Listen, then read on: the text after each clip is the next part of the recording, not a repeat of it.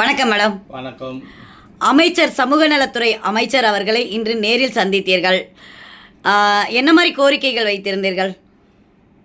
அதாவது நம்ம சமூக நலத்துறை அமைச்சர் ஜெகதீஸ்வரி மேமை இன்னைக்கு நாங்கள் சந்தித்தோம்.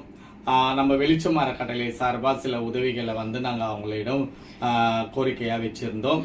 அதுக்கப்புறம் நம்ம சென்னையில் நடக்கக்கூடிய மிகப்பெரிய ஒரு மாஃபியா கும்பலை பற்றின டீட்டெயில்ஸ் எல்லாம் அவங்களுக்கு எடுத்து சொல்லியிருக்கிறோம். அவங்களும் ரொம்ப பணிவாக எல்லா விஷயங்களையும் கேட்டு தெரிஞ்சுக்கிட்டாங்க. அவங்களுக்கு இது எல்லாமே புதுசாக இருந்திருக்கு. கேட்டு எல்லா விஷயங்களும் தெரிஞ்சிருக்காங்க. நாங்கள் எந்த அளவுக்கு எங்கள் வெளிச்சம் அறக்கட்டளையை பற்றின டீட்டெயில்ஸை சொல்ல முடியுமோ அந்த அளவுக்கு நாங்கள் சொல்லியிருக்கோம்.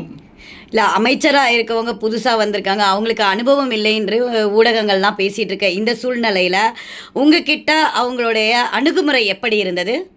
அதாவது அவங்க ஒரு அமைச்சராக எங்ககிட்ட பழகலை. நாங்கள் ஒரு திருநங்கைன்ற மாதிரி கூட அவங்க எங்களை நினைக்கல. சாதாரண ஒரு லேடி வந்தால் அவங்க கிட்ட எப்படி பழகுவாங்களோ அதே மாதிரி தான் எங்களுக்கு நல்ல மதிப்பு மரியாதை கொடுத்தாங்க.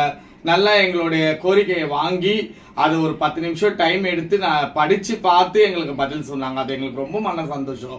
இதுக்கு முன்னாடி இருந்த அமைச்சர்கிட்டலாம் நாங்கள் போயிருக்கிறோம். எங்களோட லெட்டரெல்லாம் வாங்குவாங்க, சைடில் வச்சுருவாங்க, அதை பிரித்து கூட பார்க்க மாட்டாங்க. இந்த அம்மா எங்கள் கண்ணு முன்னாடியே அதை பிரித்து அதை வச்சு டேபிளில் வச்சு படித்து ஒவ்வொரு கேள்வியும் எங்களை கேட்டாங்க. நாங்கள் அதுக்கெல்லாம் பதில் சொல்லியிருந்தோம். எங்களுக்கு திருப்தியான பதில் சொல்லி அனுப்பிச்சாங்க. அது எங்களுக்கு ரொம்ப சந்தோஷம். இதுக்கு அனுபவம்ன்றது ஒன்று கிடையாது. எங்களுடைய நாங்கள் என்ன சொல்ல வரோன்றதை புரிஞ்சு அதுக்கு உண்டான பதில் கொடுத்தாங்க. இப்போ இதுதான் சிறந்த அனுபவம்னு நான் சொல்வேன். பரவாயில்ல.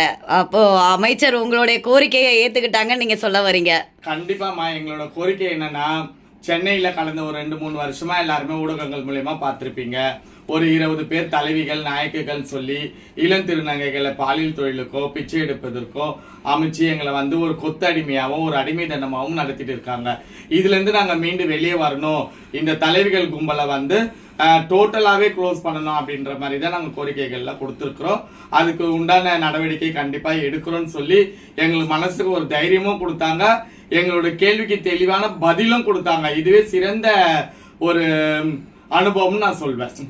நன்றி, வணக்கம். நன்றி, வணக்கம்.